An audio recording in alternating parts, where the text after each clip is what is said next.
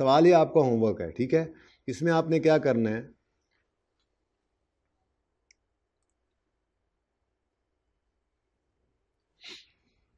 PPE का account बनाना है बच्चों,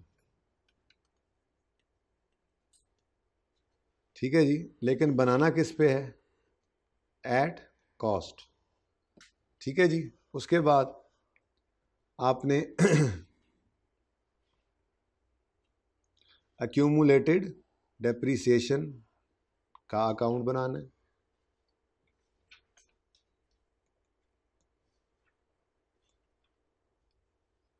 और ये अकाउंटिंग रूल्स के हिसाब से बना लेंगे आप।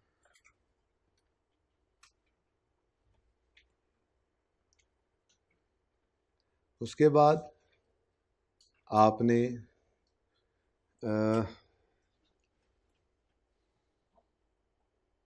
बिकी भी एक बिल्डिंग, डिस्पोजल का अकाउंट बना लेना है,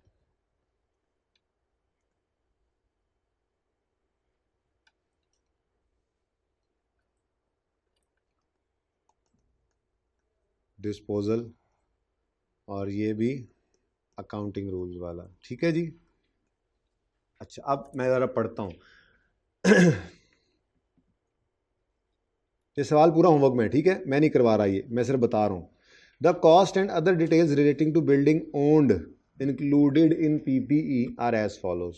ओपनिंग बैलेंस जो कि परचेज हुआ था 1 जनवरी 13 पर, इसका मतलब हम इस वक्त खड़े कहाँ पे, 31 दिसंबर 15 पर, तो हमारी ओपनिंग डेट क्या बनती है, 1 जनवरी 2015 जी। ब्रॉड डाउन बैलेंस क्या है, ब्रॉड डाउन बैलेंस क्या है, 350 भाई कह रहे हैं। ये तो बुक वैल्यू नहीं लग रही जी। उसने बोला the cost and other details relating to owned buildings are as follows. तो ये जो गिवन है ओपनिंग बैलेंस, ये कॉस्ट गिवन है और ये डेट ऑफ परचेज गिवन है, ठीक है। उसने लिखा हुआ था ऊपर, धोखा बच्चों ने इस अटेम्प्ट के अंदर खाया था, इसको बुक वैल्यू समझ लिया था। ये बुक वैल्यू नहीं है जी, कॉस्ट है, ठीक है। तो कॉस्ट 350 आप लिखेंगे घर पे इंशाल्लाह, ठीक है। उसके बाद वो कहता है cost of building sold on 30 April 15। Cost of building sold कितनी है, 30, और ये ब्रैकेट में क्या लिखा हुआ है, ये तो सेल प्रोसीड है, 35 रुपए की बिकी, 35 रुपए की बिकी, ठीक है। अच्छा, परचेज ऑन 1 जुलाई 15, ये भी इसी साल की परचेज है, तो इसका मतलब एसेट अकाउंट अगर कॉस्ट पे बन रहा है तो यहाँ पे 1 जुलाई 15 पर क्या आ रहा है, एडिशन कितना, 40 का, और किस दिन बिकी है बिल्डिंग, 30 अप्रैल 2015 पर।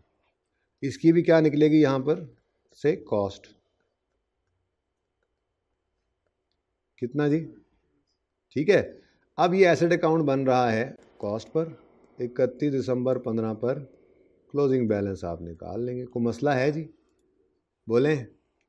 और कोई मसला नहीं है, मैं कह रहा हूँ कोई मसला नहीं है, बस रिवीजन है, ठीक है। अच्छा, अब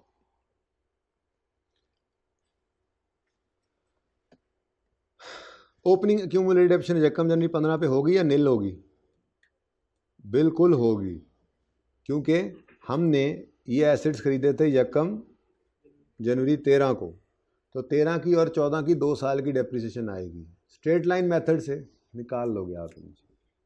फिर फॉर द ईयर एक्सपेंस आता है, बचपन वाली बातें भूलनी नहीं है, वो फॉर द ईयर एक्सपेंस निकला करता था, मैं वो फार्मूला लिख देता हूँ, ये ज़रा मैं ना नक्शा बना रहा हूँ ताकि आप खुद करें, वरना इतनी देर मैंने करवा भी दिया होना था। ये ऑन ओपनिंग एक्सक्लूडिंग डिस्पोजल्स, कुछ याद आ रहा है, और यहाँ पर चूंकि मेथड भी अलग अलग थे। Accounting depreciation building is calculated 5% per annum on straight line, whereas tax deduction is calculated at 10% on, जालिमों ने रिड्यूसिंग बैलेंस रखा हुआ, तो दोनों में मेथड्स अलग अलग है, ठीक है। Accounting depreciation of all other owned assets included in PPE same as tax कहता है, बस इसी का ही मसला है जो हमने बता दिया है, ठीक है।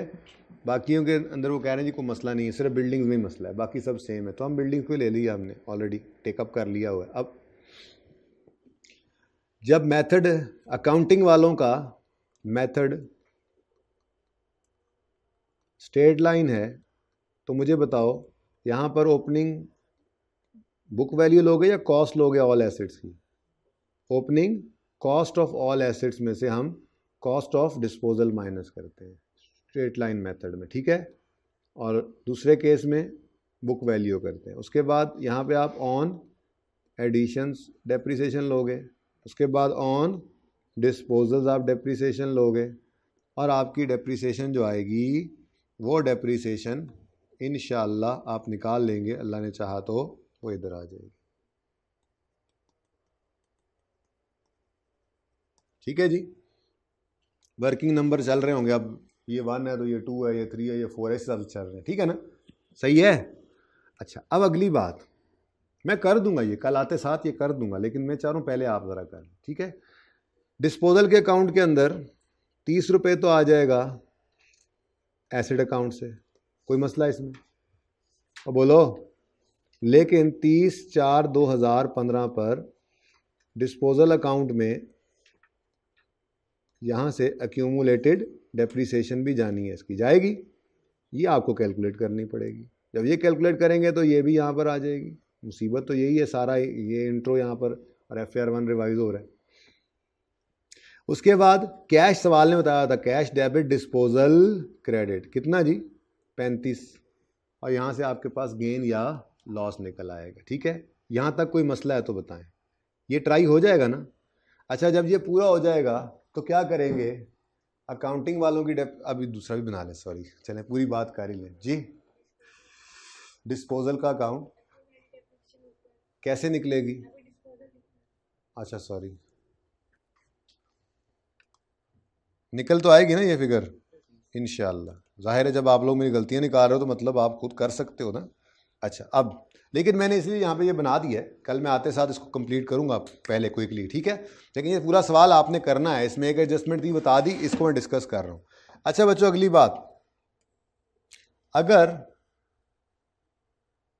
मेथड ऑफ डेप्रिसिएशन हमारा